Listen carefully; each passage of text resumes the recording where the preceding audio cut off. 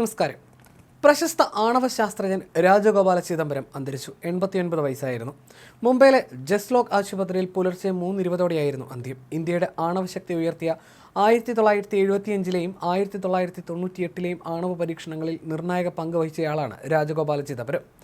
India ഗവൺമെൻറ്റിൻ്റെ principal scientific adviser, Bhabha atomic research centre, ആണവോർജ commission chairman, government secretary തുടങ്ങി നിരവധി പദവികൾ വഹിച്ചിട്ടുണ്ട്.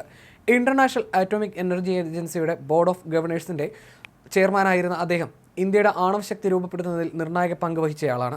ഇന്ത്യയുടെ തദ്ദേശീയമായ സൂപ്പർ കമ്പ്യൂട്ടറുകളുടെ വികസനത്തിന് തുടക്കമിടുന്നതിലും രാജ്യത്തുടനീളമുള്ള ഗവേഷണ വിദ്യാഭ്യാസ സ്ഥാപനങ്ങളെ ബന്ധിപ്പിക്കുന്ന ദേശീയ വിജ്ഞാന ശൃംഖലയുടെ ആശയം രൂപപ്പെടുത്തുന്നതിലും അദ്ദേഹം പ്രധാന പങ്ക് വഹിച്ചു. 1975-ൽ പത്മശ്രീ, 1999-ൽ പത്മവിഭൂഷൺ എന്നിവയുൾപ്പെടെയുള്ള ബഹുമതികൾ നൽകി അദ്ദേഹത്തെ ആദരിച്ചിരുന്നു.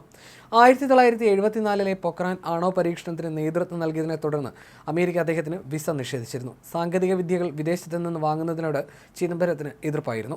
നൂതന സാങ്കേതിക വിദ്യകൾ രാജ്യത്ത് വികസിപ്പിക്കണമെന്ന കാഴ്ചപ്പാടായിരുന്നു അദ്ദേഹത്തിന്.